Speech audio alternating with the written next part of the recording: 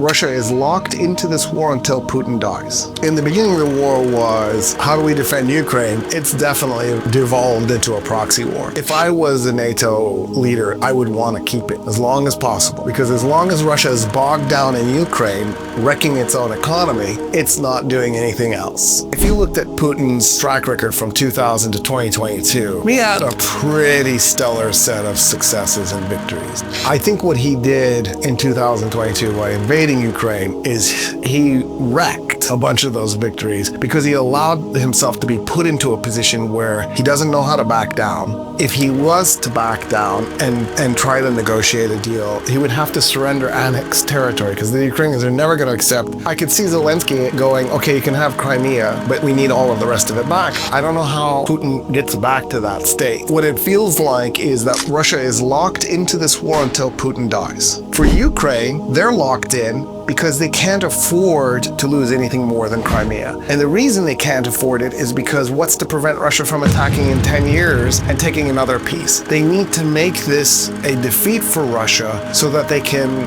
discourage Russia from doing it again. The dynamic of having small states in a world where there's big bully states. Like, how did that small state survive? Obviously, some of it is just random luck, some of it is talented leaders, some of it is an economic answer, but frequently what it is, it's the answer of, yes, you can physically conquer us and you can control us, but we will be in an uprising that will last decades, and we will drain so much of your economy that it won't be worth it for you to annex us. That's why Finland is not part of Russia right now, is they just made it so that it would be such a nightmare for Russia to try to hold on to it. What Putin has effectively done then is he's put Russia in a position where NATO can pump money into Ukraine, keep the Ukrainians going, keep weapons going, hurt Russia in a way that they've been dreaming of doing since the year 2000, since Putin took over, without actually having to put their own people in harm's way. I would do the same if I was a NATO leader. Like, thank you, enemy, for putting yourself into this really bad position that you don't know how to extract yourself from.